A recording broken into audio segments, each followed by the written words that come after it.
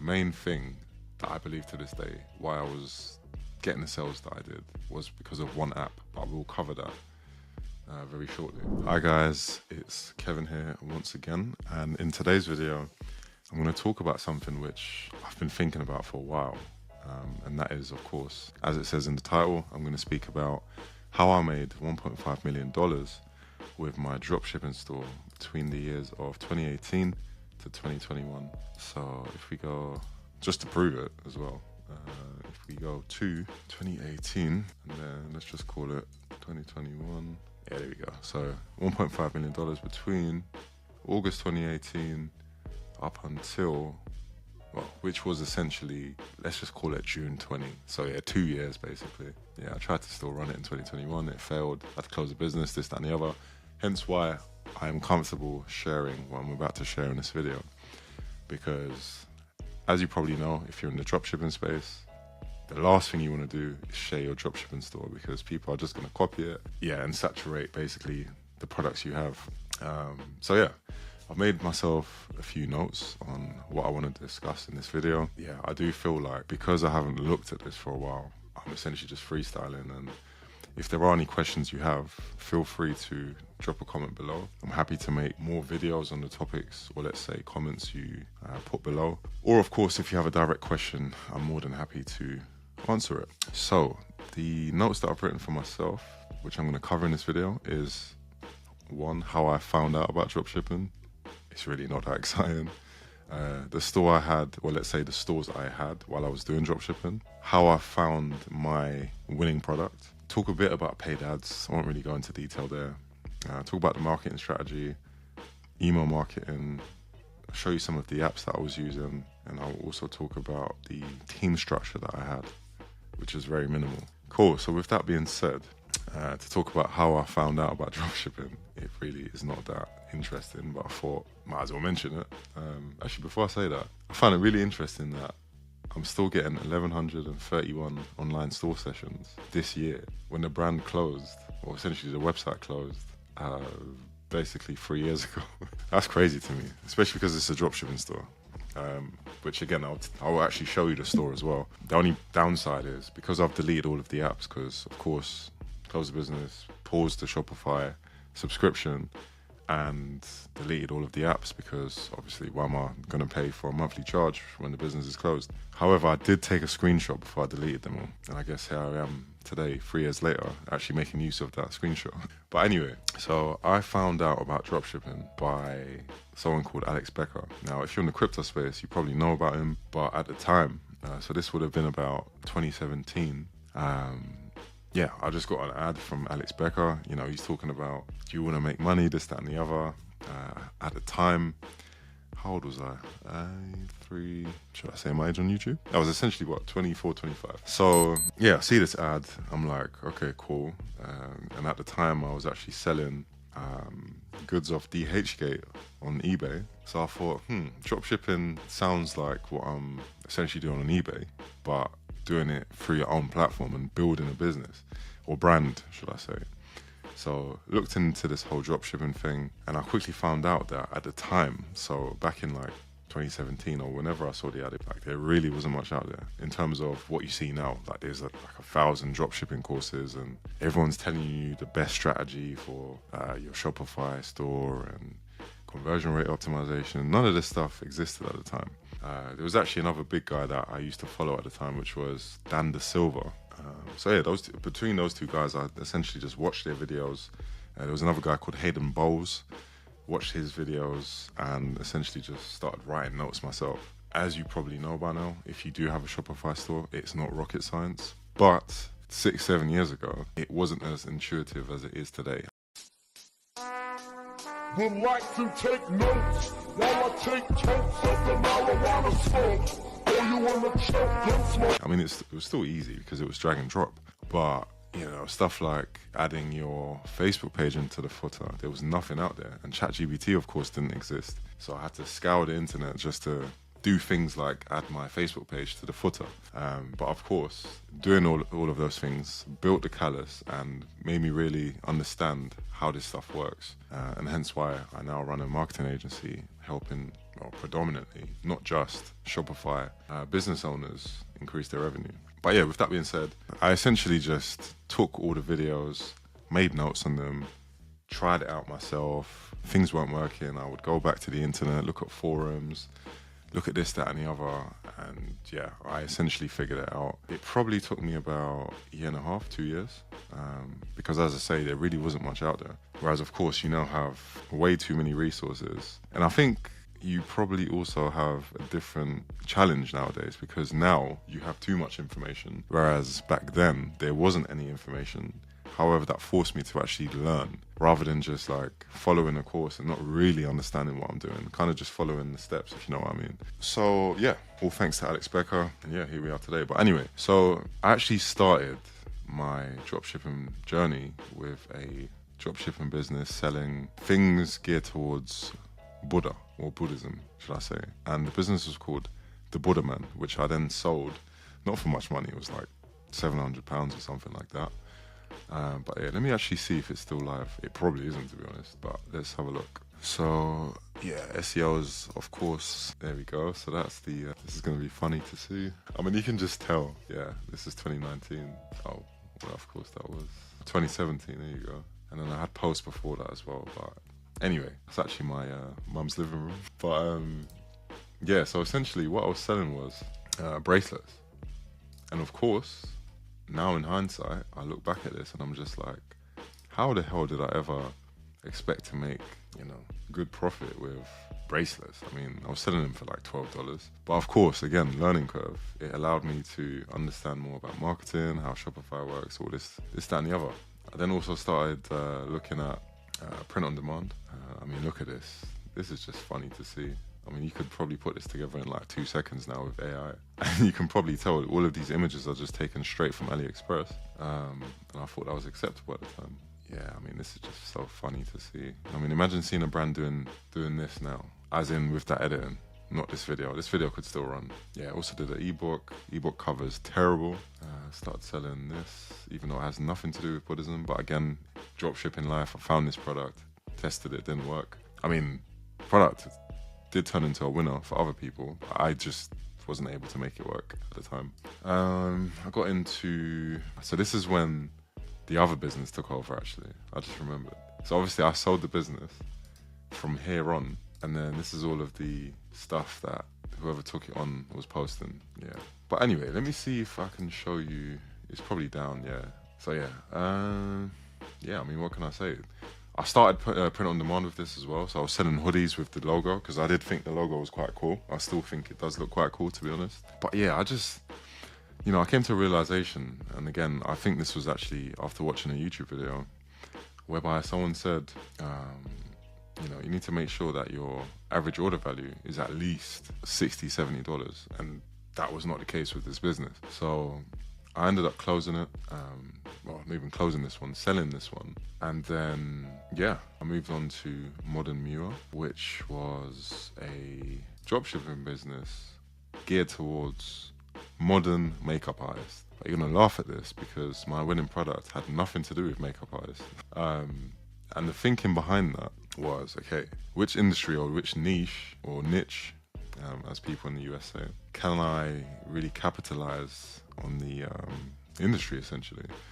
And I went onto AliExpress, and yeah, let's just quickly have a look now.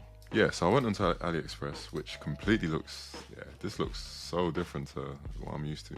So yeah, I literally just typed in makeup brush, and then I saw, you know, listings like this, and I thought, damn, I can get a whole brush set for like $2 and then sell it on for $30, $40, $50. I was like, okay, cool, this is what I need to do. So got the logo designed, implemented all of the things that I learned with Buddha Man, and then, yeah, started running some ads on Facebook. And lo and behold, nope. And my thesis behind this is, one, my creatives, and of course, this is in hindsight, my creatives were poor. I was just using the standard AliExpress videos, and if you were in the game at the time, it was literally just the manufacturer taking videos of the product. Like, it wasn't stuff like this. You would have to pay for something like that, which I didn't, because I hadn't seen any success with dropshipping at the time. I mean, of course, I had money from selling Buddha Man and whatever profit I did make from it, but not enough for me to warrant paying for creative, because at the time it wasn't as big of a thing as it is today. And again, in hindsight, I should have just done it. Actually, before I even carry on, you're probably thinking why I even closed my dropshipping business here. I mean, if you look at the dates, you can probably tell why. And yeah, I don't even know if I can say the word on YouTube at this point, but yeah, you can probably tell why. Had loads of orders stuck in China, and then Facebook at the time actually implemented the survey customer feedback thing. And lo and behold, all of my customers said, yep, this guy did not, or at least this business did not, deliver. And as you can see, in April I had 4,748 orders. May I had 3,998. Yeah, Facebook just cut me off. Like, they just restricted all of my accounts, basically blocked my IP, because I did try and get back on it. It was a nope. And tried to still run it for a few months. Some black hat methods, getting back into Facebook accounts. Yeah, it wasn't working. My cost per acquisition tripled essentially. The rest is history. I had closed business. Anyway, going back to the beginnings. So run an ad for the brush sets that I was selling. I was also selling, in fact, I can even show you. 2018, you can see it right there. 628 in 2018. So yeah, I was essentially running ads with these images. I mean, come on. But obviously, I was young and dumb, didn't know any better. Another thing I was selling it was like I think this was one of them. Yeah, Sinnoh sponge. That made absolutely zero sales. The second product I tested out was a brush that was in the shape of a fish. Lord knows why I thought that was good. Started targeting people who like fishes and makeup. I mean, come on, like seriously.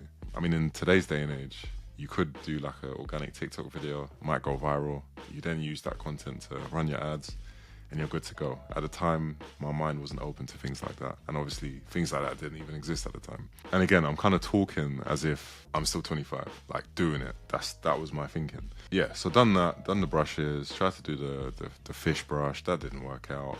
Tried to do loads of other makeup artist products that you would see on like Sephora or in the UK Boots or wherever. And just didn't really see any success with that in terms of return on investment. I mean, I did make a few sales, but my ROAS was terrible, because by the time I would incorporate, or let's say account for cost of goods, shipping costs, my Shopify subscription, my apps, all this type of stuff, yeah, it wasn't really worth it. And then, you tie into that all of the time I was spending for customer service, which I was doing at that, in the initial stages. Yeah, it just wasn't worth it. So a year in, I started joining like Shopify groups, this, that, and the other. And then I found out about a website called Ecom Hunt. So it'll be very interesting to see if it still exists. Let's have a look. And lo and behold, it still exists. I owe these guys a lot. Oh, damn, it still looks the same as well. I probably won't have a login anymore. Oh, damn. I still got an account. Ecom Hunt Classic. This is crazy. Do you know how much of a throwback this is? This is absolutely crazy. Yeah, these guys need to up their game, man. This looks terrible. Oh, here we go again. In today's day and age. Anyway, so I guess we're on to the next point, which is how I chose my product, or let's say how I found my winning products. Of course, I had one main winning product, but then I had like another 3 or 4, which was doing quite well. So essentially, when I didn't really see any success with the brushes, I found out about this. Oh, damn, funny enough, I've actually got this. It's downstairs for our cats. Anyway, didn't really see any success. And then, found out about this website, and I go on it, and it's just like, the usual dropshipping stuff that you tend to see. And I'm like, damn, like none of this is really applicable for my store, which was obviously more geared towards like beauty and makeup artists and stuff like that. So I keep checking this website. I did test a few things. I was kind of like stretching it. I would be like, yeah, this is for beauty or whatever, but it was really not a beauty product, that sort of thing. And then I was just like, nah, this just isn't hitting. Like, imagine going into a makeup website and they're selling fitness gear. It's like, what? So yeah, that didn't work. And then, I just stumbled across this. So before I even say this, on Ecom Hunt, what used to work. So yeah, you can basically see, and again, this is of course very different to how it was back then. Still looks very similar though. you can see the saturation. It was called something else back then, based on how many people are selling that exact same product that they've listed. And then you could see the product on AliExpress. You could see, what's this? Oh, that's just their referral link to Shopify. So you could essentially see other people's ads, the product, other stores selling it, so you could get an idea of the landing page, because again, at the time, there was no ChatGPT. You had to write your product descriptions and literally all the copy on your product pages and website yourself. So yeah, it was essentially just like, how do you pronounce it? Minea. I think it's called Minea. That's like the new kid on the block. Or at least that's what I hear people talking about, because I'm not really in the dropshipping space anymore. So yeah, I come across this product and yeah, lo and behold, you've probably seen this. And I swear to this day, I'm the first person to find this product. I'm the first big artist. But of course, I didn't really capitalize on it as I should have. I shouldn't have cleared 1.5 million. I should have done way bigger numbers. But again, hindsight stuff. So yeah, this is the product. And yeah, I basically branded it as the Skin Vacuum Pro. And lo and behold, loads of people started copying it. But I was still making consistent sales on a monthly basis for like about 2 years. Well, you can see it from here, really. So yeah, I must have stumbled across it in September 2018, all the way up until, yeah, so just shy of 2 years. And by the way, I was also running the same ad for 2 years. Could you imagine that? It's the same ad for 2 years. Didn't change anything. Talk about ad fatigue. That didn't exist back then. Or at least people were talking about it, but it just didn't happen to my ad account, or at least my ad creative. Anyway, so yeah, came across this product. And the problem was, the listing on Ecom Hunt was the listing that I imported to my dropshipping store with Oberlo. So again, I don't know if Oberlo is still a thing, but it essentially links your AliExpress account to your Shopify store. And then when someone orders, you can just click one button and then it will basically click through AliExpress and then place the order on your behalf, and then changes the status of the order to shipped or processed or whatever it was. So the product on AliExpress that I imported into Oberlo, essentially, into my store, it was like $4. So it wasn't this one you see, and I ended up calling it Skin Vacuum Pro. Oh, there we go. I can even show you it. Is it this one? Yeah, it's this one.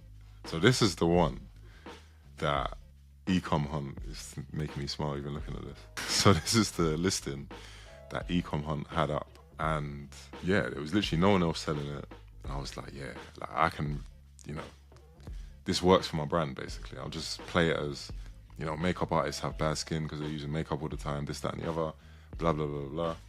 So put this product up, and yeah, man, it was literally overnight. Like, I think, and again, what's the point of thinking when we have to data? So yeah, well, this isn't daily, but you can see it literally went from $122 for the month to 13.5K. And it was literally after I had added this product. So actually, let's have a look at the timelines. So 2018, there we go, August 2018. So yeah, it's all adding up. No lies over here. Anyway, so once I had added that product and actually started marketing it, it was like literally the next day I started making crazy, well, I say crazy sales compared to what I had seen before. And yeah, obviously started selling the product, sending it out to customers. It took like, 2 weeks to get to them. And yeah, things were good. So I then decided to order the product myself to my house.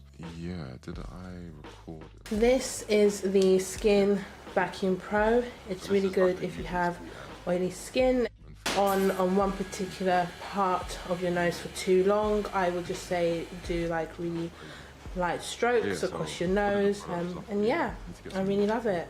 It's really cool. Which again, after I actually had the product, I was like, nah, this is absolute crap. Like, it wasn't.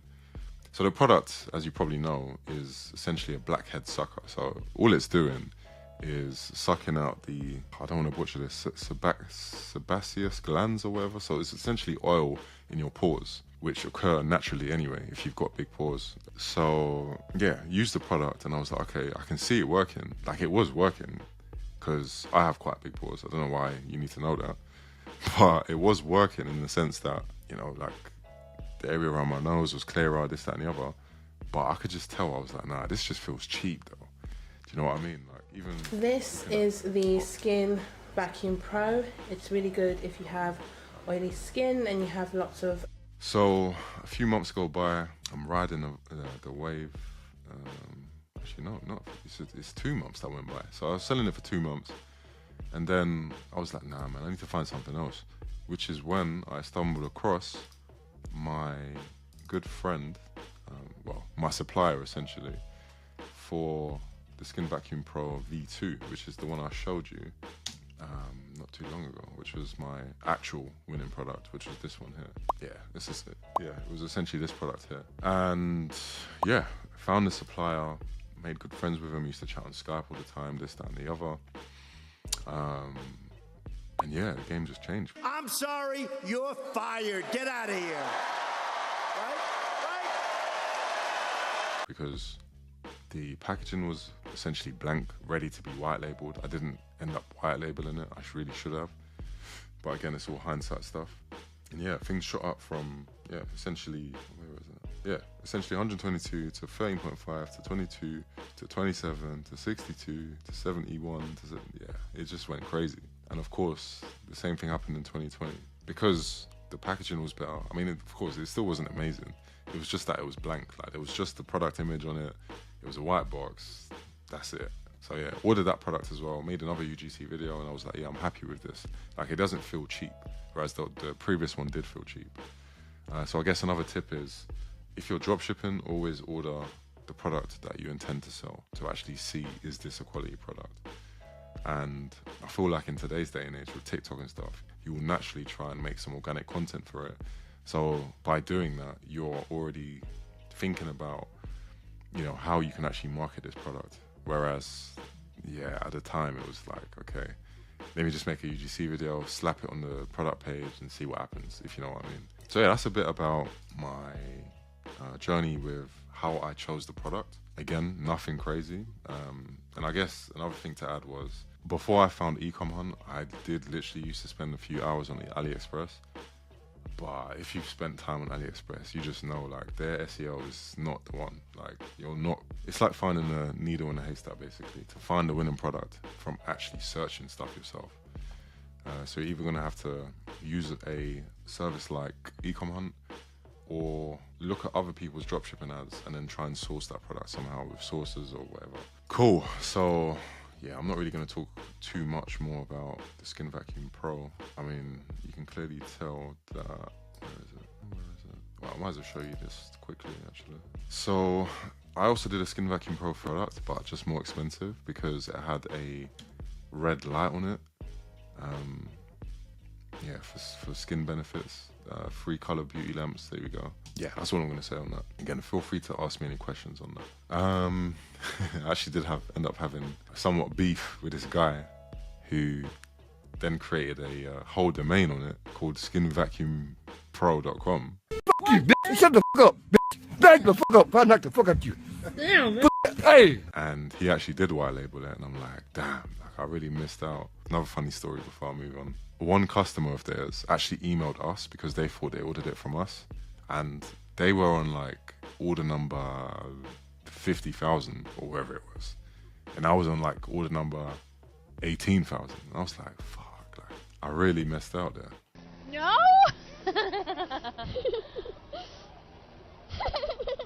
Oh, don't cry. Are you? But anyway, it's all hindsight stuff, part of the game. I also had, before we move on, I'm also going to show you some of my other winning products, which I didn't use Ecom Hunt for. I think I used it for probably one. The other were just presented to me from my supplier. So we had the Acne Scar Gel. So this was another winning product. And again, in hindsight, I probably shouldn't have sold this because I don't know. So that was another winning product. Brain Ball, brush, what else was there? Lash lift kit did quite well. So that was essentially just a kit to do your lashes. And of course, I've removed that watermark when I put it up. I mean, as you can see, original pictures. And then there was, there we go. There's the mermaid brush that I was talking about earlier. That is so funny to see. Then there were, here we go. I would say this is probably my second bestseller. Oh my god, what is this? Put some contact gel on and put it right wherever you're feeling any type of discomfort. It actually feels really good. Yeah, I mean, you can probably guess why that made a load of sales, because the video was engaging, even for back then. We had loads of, I say loads, we had like 2 UGC videos. This actually looks like AI, thinking about it now. Hey, what's up guys? This is Joe. I don't know if you ever dealt with any kind of physical discomfort, muscle strain. That's crazy. Anyway, so yeah, that was another bestseller, or let's say winning product. We then also had the teeth whitening powder, which again, nothing needs to be said about that. It was a winning product, but I didn't really capitalize on that too much. Then we had the fake Dyson Air Styler, I think it's called. I say fake, it wasn't fake. It just looked like a Dyson, but it wasn't obviously sold as being a Dyson. Muir Styler, I called it. So that did pretty well. Not that great, but it was okay. Then we also had was it one more? Skin brush, bro. Oh yeah, so this is like the, I think it's called Folio, the brand. So that did pretty well. Not that great. That was a UGC video. Recorded skin steamer. Yeah, so the steamer did okay as well. Not that great. So that was literally just a steamer. Again, in hindsight, would not be selling that, because if something goes wrong, you're liable for it. I was not really expecting these. Did we have one more? Torch vacuum sponges. Was this one? I think this was actually the last one. Ah, yeah. So this was basically like the Skin Vacuum Pro, but it was a scraper instead. So hopefully that gave you some insight and, you know, ideas, or it was just interesting to you to see how I actually came across those products and what my winning products were. And yeah, I'm pretty sure if you've been in the dropshipping game, you've seen the products that I've shown you. And I still believe I was one of the first people, if not the first, to actually find it. Yeah, I should have capitalized on it way more. Could have ended up in Harrods. If you're in the UK, you'll know what Harrods is. So next up is the marketing strategy. So at the time, let me see if I can get the ad account up. Let me just check. Okay, so I did find my ad accounts. So I actually had 3 ad accounts, and I mean, for obvious reasons, when my first ad account went down, I had to create 2 others. Those got restricted, and anyway, I'm not going to get into that. So yeah, this has been so long that it's not even showing the amount spent. So you can see most of these ads are for Skin Vacuum Pro. The others will probably be in another ad account, to be honest. Hi you guys, I am so excited to share this new eyelash curler I've been using. And you're always looking for the best eyelash curler. Yeah, I think that was a Billow one. So I guess my main strategy with Facebook and Instagram ads at the time, now it's obviously called Meta. I still don't like calling it Meta, to be honest. But yeah, my main strategy was essentially driving traffic to the website, of course, with link click campaigns, which I would never do now. And then subsequently, obviously start running sales campaigns. So at the time, for whatever reason, the strategy was to run view content. Yeah, view content, then you would run add to cart, then you would run initial checkout, then add payment information, and then you would go to sale. Lord knows why that was. But yeah, that's what I did. Basically did the warm up your pixel, which of course is still relevant. But if you've been in the game, you probably know you don't actually need to warm up your pixel to make sales. I mean, of course you still need to warm up your pixel so Facebook has more data and understands who it should show your ads to. Cool, I get that. But to make your initial sales, you don't need to do that. You can go straight to sales. So yeah, so that's what I did. I kind of did it in phases, as I've just mentioned. And then once I got to my first, I think it was either 100 or 1,000, I don't remember now. Uploaded my customer list, built a lookalike audience on that, which of course 0 to 1%, 1 to 2%, 2 to 3%, all the way up until 5. Split tested those, got decent results out of those. Then I also started retargeting as well for purchase events only. So within the ad set, I would put all the purchase events, not necessarily view content and page views and all of that stuff. It was essentially to check out, add payment information.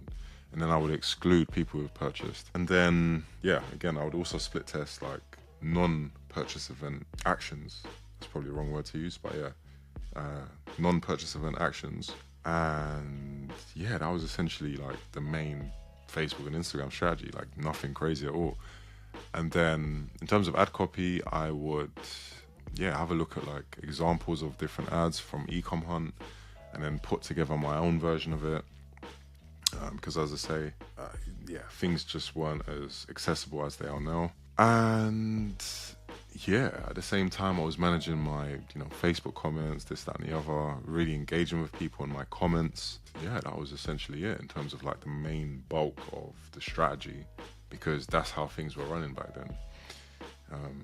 Does seem, in hindsight, way simpler than it is today. But of course, that's because so many more people know about this stuff and so many more people are marketing on these platforms. So I guess my biggest breakthrough was actually through influencer marketing, where I basically started speaking to meme accounts and essentially any page which had more than 1 million followers. So started doing a few shout outs, and it was like literally the first one I did at the time was like, I think $80 from memory. I think it was about $80. And it was crazy. Like I almost got, so I woke up the next morning, obviously with the time difference between the UK and the US. And I essentially made like, again, don't quote me on this, I think I've posted this on my LinkedIn for accurate figures, but it was literally like, I think 8K or 9K, something like that. Again, don't quote me on that, but it was a substantial number in terms of return on investment from a post. Woke up the next morning, I was like, yep, I've made it. Don't need to work ever again. Just keep doing these shout outs, this, that, and the other.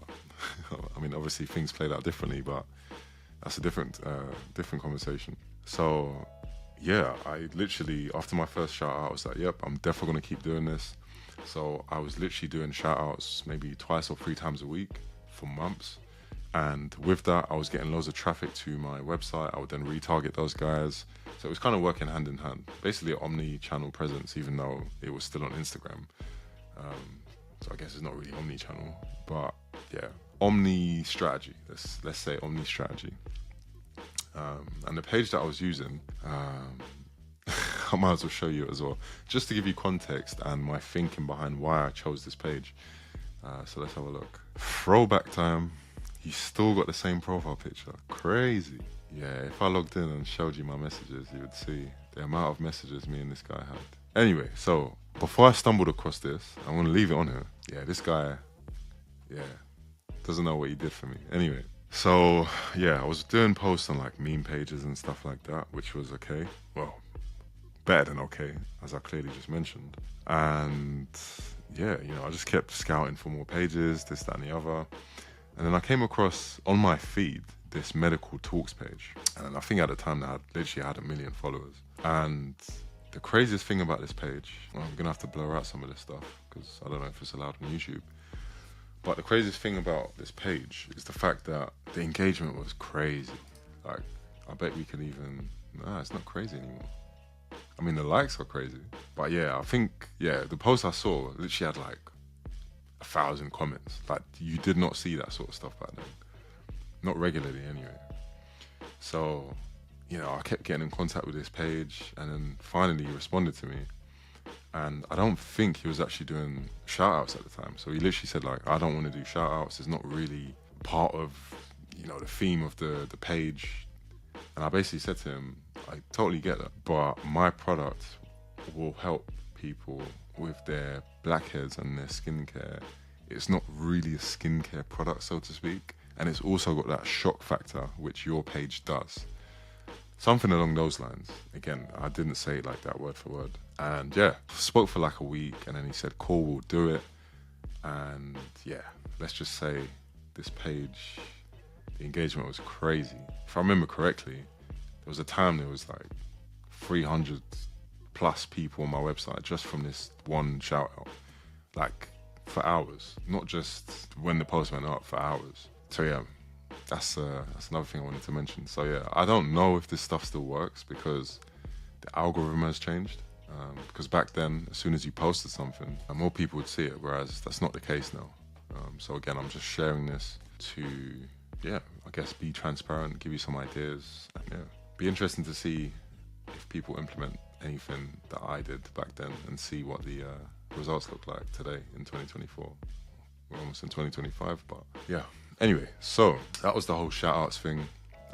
And yeah, of course, email marketing. So email marketing, at the time I was using MailChimp because that was, you know, the platform to use. It wasn't the greatest. And again, in hindsight, now having a marketing agency, we could have done so much more. Like, yeah, this number should probably be more like 2.5-3 mil if email marketing was dialed in properly, you know, the right flows, sending out regular campaign emails, setting everything up, segmenting properly, all of this type of stuff, designing your emails rather than just doing plain text or the templates that they give you. And back then the templates were horrible as well, to be honest, thinking back to it. But yeah, so I did some MailChimp. I did have a like welcome flow and a abandoned checkout flow. I think those were the only two I had. So yeah, I also did that. And I guess the reason for mentioning that is kind of like a self-plug, I guess, because as I say, marketing agency, we help Shopify businesses with their paid ads, marketing strategy, email marketing, social media posting, basically anything you would need. But yeah, all that to say, yeah, I left a lot of money on the table because, well, I say money on the table, it's more so looking back on it in hindsight with what I know now compared to back then. Because I kind of just saw email marketing as like, might as well add it on, do you know what I mean? Rather than like, that should be part of the main strategy. And of course, stuff like email deliverability, I didn't know, like my open rates were horrible. Again, I don't know the figure, but it was in the low, like it was low. It was probably like 10-15%. Because I think I'd burned my email domain. But anyway, let's move on from that. Next two things that I'm going to cover to wrap up this video is apps. So before I show you the apps, I'm just going to quickly show you the actual website. So if we have a look, and by the way, this is not going to load, like, it's not going to load everything because, as I say, all of my apps are gone, things are probably outdated now, and all of this type of stuff. Anyway, so announcement bar, I had reviews, 2,200 happy customer reviews. I had a number there, which I can't even remember what I linked that to. Anyway, a number there, email there, which is good for conversion rate optimization. I had a currency converter, but of course, app's deleted. I had a banner, obviously, you can see that, which was designed by a designer. I made this video myself, which makes no sense because, yeah, I swear it says something like clearance sale. Oh yeah, there you go. Big clearance sale on now. There is no clearance sale. That makes zero sense. What the hell was I doing? Anyway, that was the video on the homepage. Then we've got some reviews. Then we've got our commitment. Then bestsellers. Then collections. Then blog posts. And that is pretty much it. And then when we go to About Us, this is what About Us pages used to look like. Again, the way to improve this would be to actually tell a story, get people to trust the brand, get people to understand the mission behind the brand, all that type of stuff, which of course I did try to do. But this isn't the way to do it in 2024 for sure. We then also had a affiliate program, which no one signed up to, so that literally meant nothing. But I didn't really push for it, to be fair. We had customer reviews, which were pulled through Luke's with the AliExpress listings. And they were literally, well, as it says, there was literally 2,200 of them. So that was good for me. Funnily enough, these are all the products that I mentioned earlier were my best sellers. Lo and behold, they're the first on the sale page. So I might as well show you the main bestseller. Yeah, I thought I had these up for more. I thought I was selling them for like 60. Anyway, doesn't matter. Yeah, so as you can see, a lot of this stuff isn't going to load because this landing page was actually built with Gem Pages. So Gem Pages is a landing page builder because, as you probably know, editing your product pages on Shopify natively is not that customizable. Like, you're really constrained by your theme rather than anything else. So I used the Gem Pages to essentially be able to customize the landing pages as I wanted them. So yeah, I can't actually remember what this is, all this stuff, but yeah, so we had urgency here, 17 left in stock. We had the benefits there, reviews, a couple gifts, accordion drop downs, which don't work because Gem Pages are deleted. We then had related products, frequently asked questions, and a few icons. So again, it's not like crazy stuff. Yeah, I probably did have a video there as well, and another one here. And then obviously, I'll say obviously, the main thing that I believe to this day, why I was getting the sales that I did was because of one app, but we'll cover that very shortly. So what else can I show you on the store? Let's have a look at the newest style. We had a slider, before and after slider, GIFs to explain how the attachments work, reviews. Yeah, it was literally just following the same formula. Plug tab. Yeah, there really isn't much more to see on here because, as I say, all of the apps are deleted. So yeah, that is the store.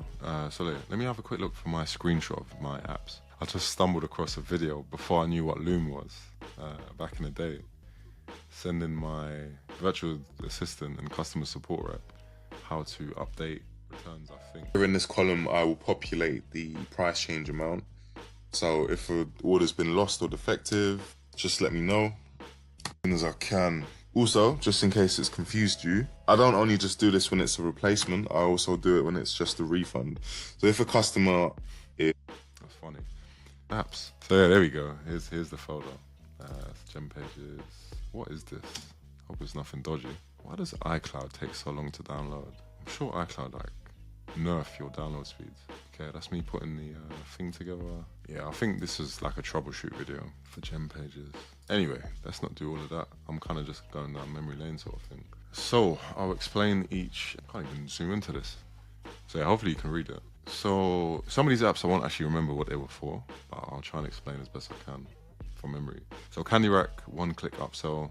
Don't actually remember. I mean, of course, it's in the name. It's an upsell app, but I don't remember what I used it for. No, I do remember what I used it for. So what I was doing with Candy Rack was, once someone clicked add to cart, it would then show them a pop-up. So instead of actually upselling them in the cart drawer or cart page, it will show a pop-up to say, add this item, like buy another Skin Vacuum Pro or buy a Skin Brush Pro or whatever, to your order for like 25% off, like additional to the discount you already have.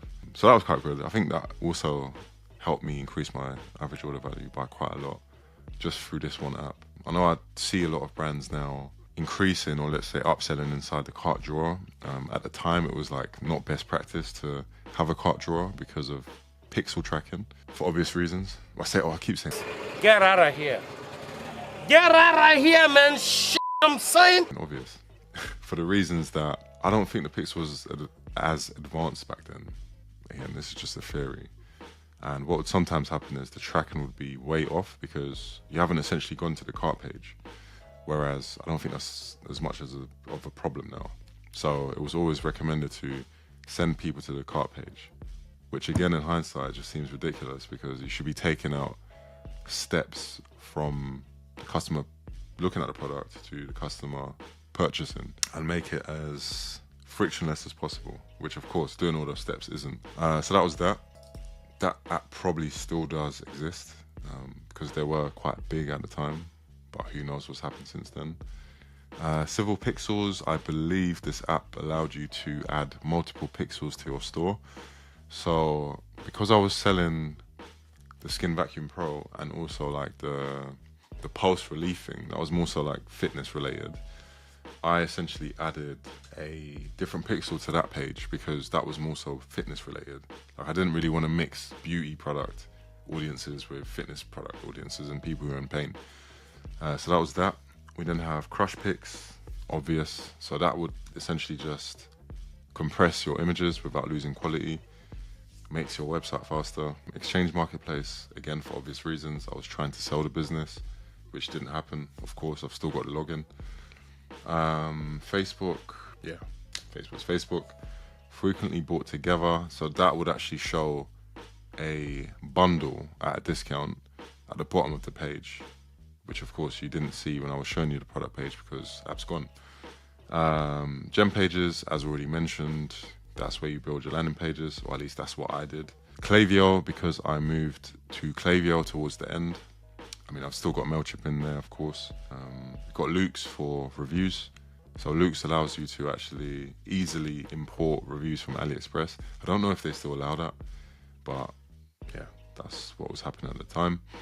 We then have Lucky Orange, which I still use to this day, so I know this still exists. And that's essentially just a session recorder, so you can actually spy on your website sessions. And no, you can't see their credit card details. It's hidden. And yeah, it just gives you better insight as to what people actually reading, how people are interacting with the website, this, that, and the other.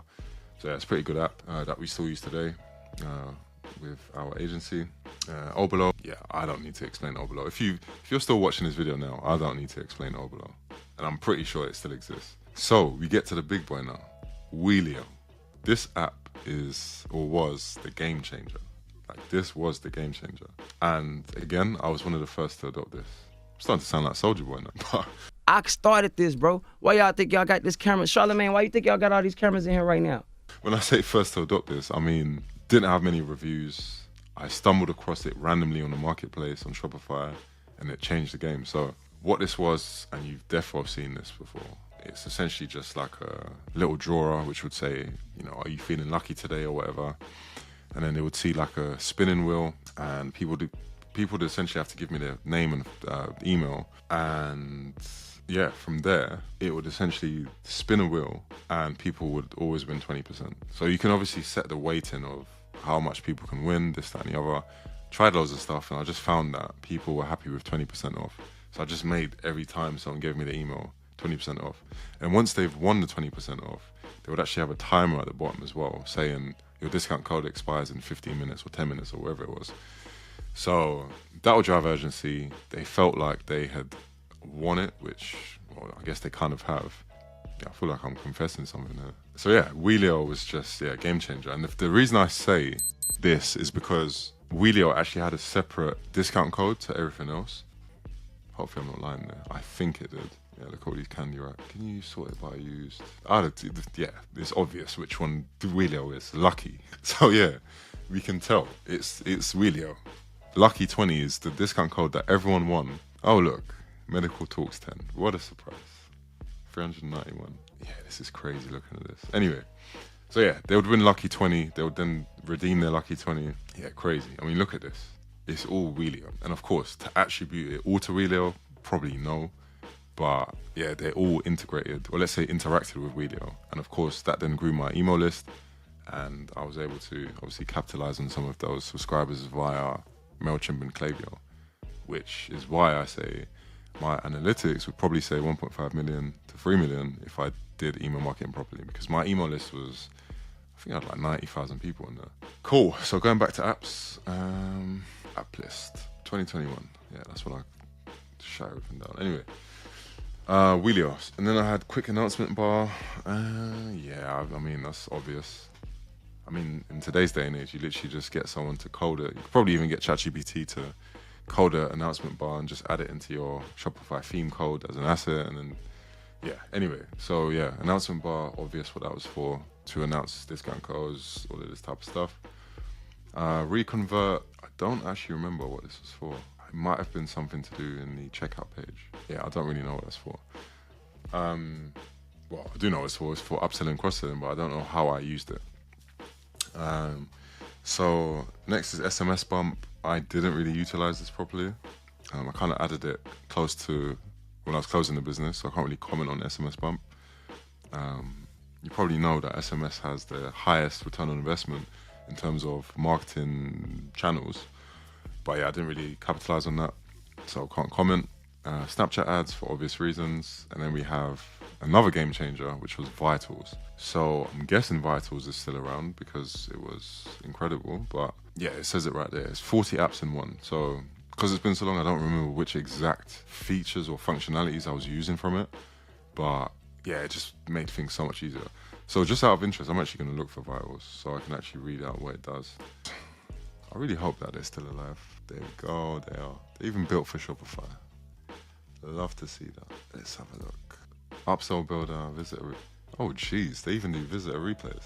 So you don't even need Lucky Orange now, which you did at the time. Recently viewed, product labels, trust badges, back in stock, countdown timer, size chart, shop wall. These guys go crazy. They go crazy. In fact, it looks like now I could probably get rid of half of them apps and then just have Vitals.